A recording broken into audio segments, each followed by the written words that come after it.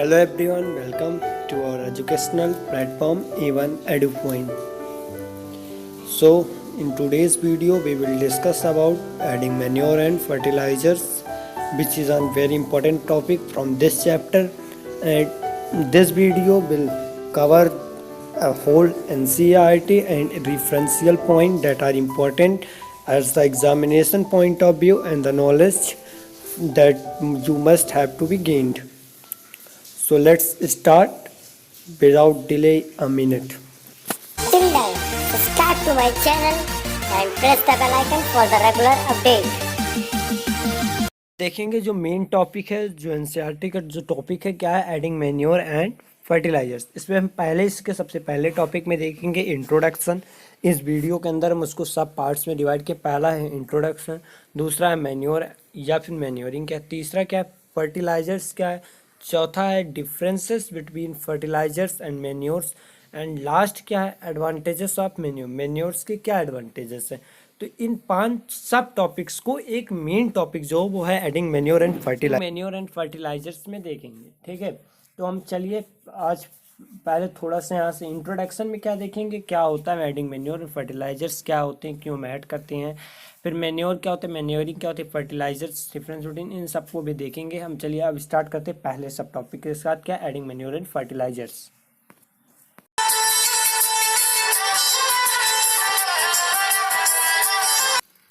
तो हम यहाँ पर देखेंगे क्या कि एडिंग मैन्योर फर्टिलाइजर्स में क्या कहते हैं, the substance which are added in the soil in the form of nutrients for the healthy growth of plants are called manure fertilizer। कि ऐसे सब्सटेंस जो कि सॉइल में ऐड किए जाते हैं किस लिए, ताकि वो एक न्यूट्रिएंट्स का काम करें, किससे, ताकि एक प्लांट्स अच्छे ग्रोथ पाएँ। ठीक है, उसको मैन्योर और फर्टिलाइजर्स कहते हैं। तो चलिए हम देखते हैं न्यूट्रिएंट्स कैसे कहते हैं। न्यूट्रिएंट्स एक ऐसे सॉलिड फूड मटेरियल्स को कहते हैं।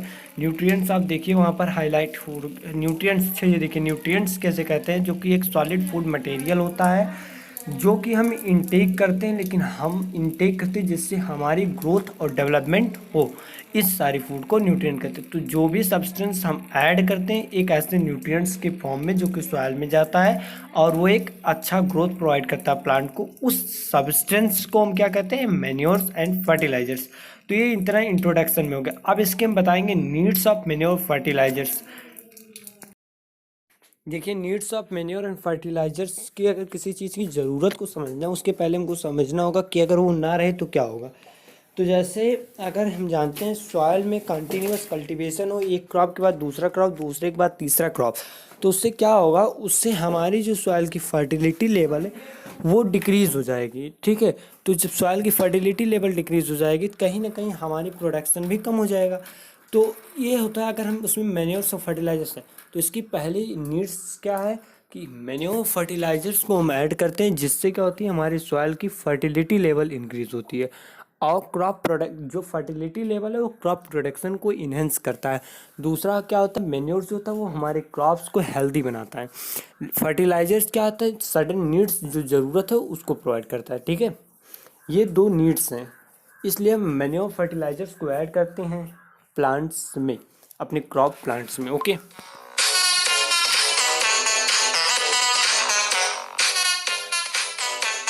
हम देखेंगे क्या मैन्योर्स क्या होते हैं। तो मैन्योर्स आर द ऑर्गेनिक पेस्ट्रेस, ये एक ऑर्गेनिक पेस्ट्रेस होते हैं that are obtain from the decomposition of plants and animal wastage.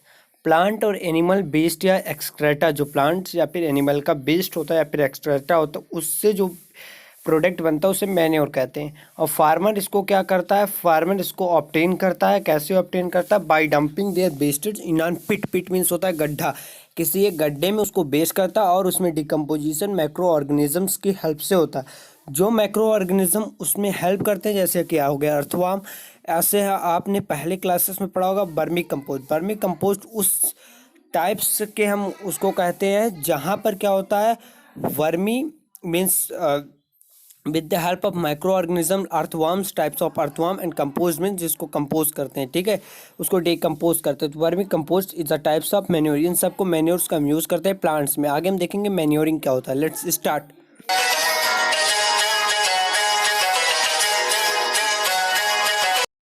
हम देखेंगे क्या मैन्योरिंग क्या होता है। Farmer have to add manures to the field to replenish the soil with the nutrient. This process is called manuring. मतलब जिस process से हम मैन्योर्स को ऐड करते हैं उस प्रोसेस को मैन्योरिंग कहते हैं। मैन्योरिंग करते क्यों है? क्योंकि हम देखते हैं कंटिन्यूस यूज से क्या हो जाता है कि हमारी सॉइल की फर्टिलिटी डिक्रीज होती है, और मैन्योरिंग से क्या होता है, सॉइल की फर्टिलिटी इंक्रीज होती है। फर्टिलाइजर से क्या होता है, प्रोडक्शन इंक्रीज होता है, फर्टिलिटी लेकिन डिक्रीज होती है। ठीक है, ये पॉइंट है इंपॉर्टेंट। अब आप बात की आगे करेंगे मैन्योरिंग होता क्या। मैन्योरिंग एक प्रोसेस है जिसमें से हम मैन्योर को ऐड करते हैं, बस इतनी सी बात है इसमें। और अगर इनसफिशिएंट या फिर इनप्रॉपर, अच्छी या फिर व्यवस्थित तरीके से मैन्योरिंग नहीं होगी तो वो क्या रिलीज करेगा, एक वीक प्लांट, वीक फर्टिलिटी को, यानी कि वीक प्रोडक्शन को भी वो लीड करता है।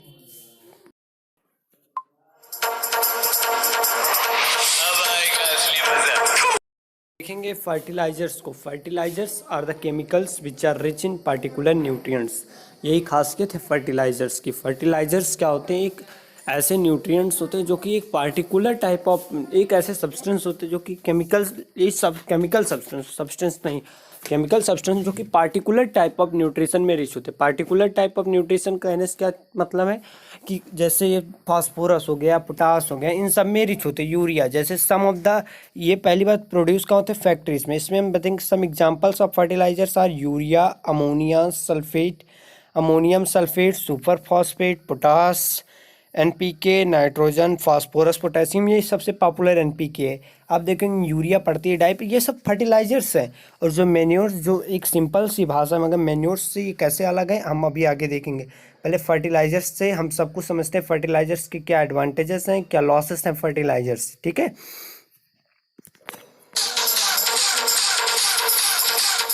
तो हम सिंपल कंपैरिजन देखेंगे। The use of fertilisers have help farmer to get better yard. जो फर्टिलाइजर्स का यूज़ हुआ उससे क्या हुआ, फार्मर को एक अच्छा यार्ड मिला। यार्ड मतलब होता है जो प्रोड्यूस क्रॉप से जो हमको अनाज मिले हैं तो वो अच्छा मिला। लेकिन इन कंपैरिजन अगर हम जैसे बीट, पैडी, इन सब में तो हमको अच्छी फर्टिलिटी प्रोडक्शन मिला, फर्टिलिटी नहीं प्रोडक्शन हुआ। प्रोडक्शन मतलब हमारा ग्रीन रेवोल्यूशन आया, ग्रीन रेवोल्यूशन ने फर्टिलाइजर्स की इन्हेंसमेंट दिया है। तो कैसे दिया, ये जो ग्रीन रेवोल्यूशन आया इससे वीट की जो फर्टिलिटी प्रोडक्शन था वो बढ़ गया। कैसे बढ़ा, क्योंकि क्या हुआ, टाइम टू टाइम हमने देखा फर्टिलाइजर्स ऐड करने से जो कमी रहती है उस चीज़ को देते हैं, मॉडिफाइड सीड आने लगे। लेकिन प्रॉब्लम क्या आई, जो फर्टिलाइजर्स का कंटिन्यूअस फार्मर यूज़ कर रहे हैं उससे सॉइल की फर्टिलिटी घट जा रही है। तो देखेंगे इसके आगे क्या फर्टिलाइजर्स क्या करते हैं। फर्टिलाइजर्स सॉइल के वाटर पॉल्यूशन का भी काम करते हैं। वाटर पॉल्यूशन कैसे करते हैं, अगर हम थोड़ा सा सोचें कि जैसे हम फर्टिलाइजर्स को ऐड करते हैं अपने क्रॉप्स में, तो क्रॉप्स के थ्रू सॉइल में जाते हैं, सॉइल में पर्कुलेशन होता है, फिर वो पर्कुलेशन होने के बाद ग्राउंड वाटर में जाता है। तो ग्राउंड वाटर को ये पर्कुलेट करते हैं, बेकार करते हैं। ठीक है, अगर हमको अपने आप को, अपने क्रॉस सॉइल की फर्टिलिटी को मेंटेन रखना है तो हमको फर्टिलाइजर्स को छोड़कर हमें शिफ्ट होना पड़ेगा कि इसमें मैन्योर्स पे। अगर अपनी लाइफ को, क्योंकि पहले के लोग, जैसे हमने सुना भी होंगे, आपने भी सुना, पहले लोग कितने बड़े बड़े टमाटर होते थे, कैसे लोग इतने अच्छे से रहते थे, खाते पीते थे। लेकिन आज के लोग को रोग हो जा रहा है, खाने पीने के बाद भी डिसीजेस हो रहे हैं। क्यों, जो हरी साग सब्जी भी खा रहे हैं वो भी डिसीज, क्योंकि सब में फर्टिलाइजर्स का यूज़ हो रहा है, केमिकल्स का यूज़ हो रहा है। तो ज़्यादा केमिकल्स के यूज़ भी हमारे लिए बेनिफिशियल नहीं है। प्रोडक्शन के लिए बेनिफिशियल, लेकिन हमारे सेल्फ यूज़ के लिए नहीं है। ठीक है, और हम वही अगर दूसरों को भी खिलाएंगे तो क्या मतलब है। ठीक है, इससे अच्छा है हम मैन्योर्स पे शिफ्ट हों। प्रोडक्शन तब भी होगा, ये होगा, प्रोडक्शन लेवल थोड़ा कम रहेगा। अगर हमारे एक फैक्ट है, अगर इंडिया में ग्रीन रेवोल्यूशन ना होता तो शायद आज इंडिया के सारे लोग खाना ना खा पाते, एक टाइम का जो भोजन होता वो भी ना कर पाते। ये ग्रीन रेवोल्यूशन की ही देन है जो सारे लोग भोजन कर पा रहे हैं। कैसे कि ग्रीन रेवोल्यूशन ने फर्टिलाइजर्स की इन्हेंसमेंट दिया है, और इन्हेंसमेंट देने की वजह से प्रोडक्शन बढ़ा है, तब आज लोग खाना खा पा रहे हैं। इसलिए फर्टिलाइजर्स का भी यूज़ इतना ही नेसेसरी है, लेकिन हमको शिफ्ट होना पड़ेगा किस पे, मैन्योर्स पे। मैन्योर्स को यूज़ करना होगा और शिफ्ट भी होना पड़ेगा।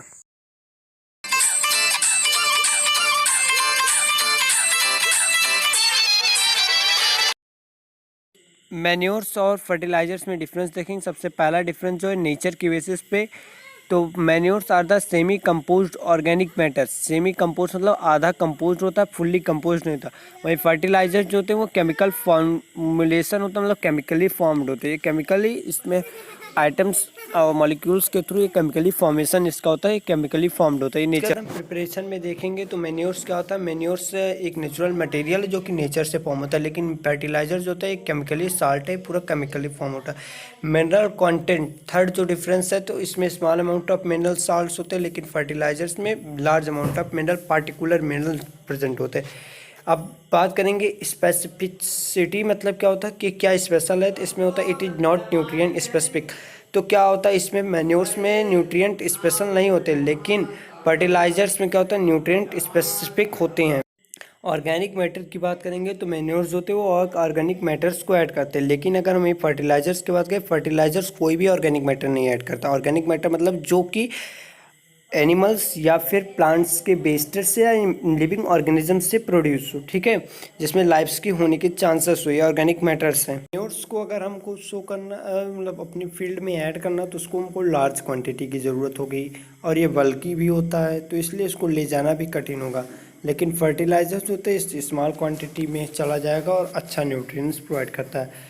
न्यूट्रिएंट्स की बात करेंगे तो इसमें मॉडरेट होता है और धीरे धीरे काम करता है। लॉन्ग चलने वाला चीज़ मैन्योर है, जो फर्टिलाइजर वो स्लो रहता है, वो ज़्यादा दिन तक टिकाऊ नहीं होता। ट्रांसपोर्ट की बात करेंगे, मैन्योर्स आर बल्कि, it is very difficult for the longer. बल्कि मतलब होता है ये ज़्यादा अमाउंट में होता है, इसलिए इसको ले जाना भी डिफ़िकल्ट है। और ये क्या होता है स्मॉलर बल्क होता है, ये छोटे से बल्कि होता है, इसलिए इसको आसानी से लॉन्ग डिस्टेंस पे फर्टिलाइजर्स एक पैक्ड होता है। लेकिन मैन्योर्स क्या होता है, इसको हम ट्रैक्टर या टाली की मदद से ले जाते हैं। Storage, manures can be stored for a long. Manures क्या होते हैं, इसको हम लॉन्ग टर्म के लिए नहीं स्टोर कर पाते, क्योंकि एक अलग सी स्मेल देने लगती है, इसलिए हम फील्ड में शो कर देते हैं, तो उसकी वजह से लॉन्ग इफेक्ट फील्ड पर करता है। लेकिन फर्टिलाइजर्स क्या है, एक उसकी एक्सपायरी डेट से पहले तक हम उसको स्टोर कर सकते हैं, बिल्कुल बिना किसी दिक्कत के, बिना किसी प्रॉब्लम की। मैन्योर्स जो होता है ये सॉइल के लिए, सॉइल के टेक्सचर को, हाइड्रेशन को, वाटर रिटेंशन कैपेसिटी को बढ़ाता है। वहीं फर्टिलाइजर्स क्या होता है, ये सॉइल की टेक्सचर को, हम टेक्सचर मतलब जो कंपोजिशन है उसको हार्म करता है, और ये लॉन्ग ड्यूरेशन के लिए सॉइल के कैरेक्टर को भी डिक्रीज करता है। साथ ही साथ फर्टिलाइजर जो होता है वाटर पॉल्यूशन को भी काज करता है, लेकिन मैन्योर कोई भी वाटर पॉल्यूशन नहीं काज करता। मैन्योर एक इको फ्रेंडली है, लेकिन फर्टिलाइजर्स इको फ्रेंडली नहीं है, ये केवल प्रोडक्शन को इंक्रीज कर, ये फार्मर फ्रेंडली है, ये केवल और केवल क्या प्रोडक्शन इंक्रीज करता है। लेकिन मैन्योर जो होता है वो इको फ्रेंडली है, वो क्या करता है इकोसिस्टम को बैलेंस करता है, इकोसिस्टम में इन्हेंसमेंट देता है। And excess amount of manure to the field doesn't harmful, it is not harmful but तो मैंने एक्सेस अमाउंट ऑफ फर्टिलाइजर्स क्या करते थे हार्मफुल, और ये पॉल्यूशन कॉज करता है। तो इन 10 में से आप कोई भी 4-5 याद कर लीजिए जो कि आसान लगे। जैसे कि मैन्योर्स क्या होता है, मैन्योर्स इको फ्रेंडली है, फर्टिलाइजर्स इको फ्रेंडली नहीं है। मैन्योर्स क्या किसी भी तरह पॉल्यूशन कॉज नहीं करते, पॉल्यूशन कॉज मैन्योर्स सॉइल के टेक्सचर को, वाटर रिटेंशन कैपेसिटी की, इन सबको इंक्रीज करता है। फर्टिलाइजर्स ऐसा कुछ भी नहीं करता, ठीक। और ऐसे मैन्योर्स जो होते हैं, मैन्योर्स ये एक बल्कि होते हैं, इसको ट्रांसपोर्टेशन में डिफ़िकल्टीज होती है, लेकिन फर्टिलाइजर्स में ऐसा कोई डिफ़िकल्टीज फेस करने की ज़रूरत नहीं है। और जो कि सिंपल हम याद कर लेंगे क्या, जो कि इंपॉर्टेंट भी है, मैन्योर जो होता है ऑर्गेनिक सब्सटेंस, डिफिनीशन दोनों को लिख दो। मैन्योर एक ऑर्गेनिक सब्सटेंस जो कि मैन मेड के थ्रू प्रोड्यूस, मतलब जो कि नेचुरल सब्सटेंस है जो कि डिकम्पोजिशन से प्रोड्यूस होता है। वहीं फर्टिलाइजर्स एक केमिकल सब्सटेंस है जो कि मैन मेड प्रोसेस है। बस ये सब वहाँ डिफिनीशन से क्लियर हो गया, 5-6 याद कर लीजिए आसान से। तो देखेंगे एडवांटेजेस में पहला, it enhance the water holding capacity of the soil. Manures क्या करता है, ह्यूमस रिच होता है, इसलिए वो वाटर की होल्डिंग कैपेसिटी को इंक्रीज कर देता है। तो सेकंड को हम देखेंगे, it makes the soil porous due to which exchange of gases become easy. Soil को पोरस मतलब सॉइल्स में एयर अंदर जा सकते हैं, सॉइल्स में गैप्स हो जाता है। कैसे होता है, क्योंकि ये क्या करता है सॉइल को पोरस बनाता है, ठीक है। तीसरा जो है, it increase the number of friendly microbes. कैसे करता है, क्योंकि इस ह्यूमस रिच होता है इसलिए माइक्रोब्स को भी बढ़ा देता है। चौथा, it improves the texture of soil. Soils के रिच को बढ़ाता है, क्योंकि एक ह्यूमस रिच डिकम्पोज्ड मैटर है और बल्कि नेचर होता है, इसलिए सॉइल के ऊपर एक अच्छी कवरिंग कर देता है। तो इसी के साथ ये टॉपिक भी खत्म होता है। अब लास्ट एक सिंपल सा टॉपिक बचता है, क्रॉप रोटेशन, जो कि अगले वीडियो में देखेंगे। ओके, और till then bye bye, take care. और इसकी पहले एक चीज़, अगले आने वाली वीडियोस में बचे हुए टॉपिक्स को देखेंगे, जैसे प्रोटेक्टिंग फ्रॉम बीट्स हो गया, और क्या स्टोरेज इन दोनों के साथ कंबाइन, इस अगले वीडियो में देखेंगे, ठीक है। Till then take care, bye bye and take stay home, stay safe because it is on. Here the cases will decreasing, but you must have to be attentive and take care. Keep studying, gain knowledge. For that, subscribe to our channel. Edu Point.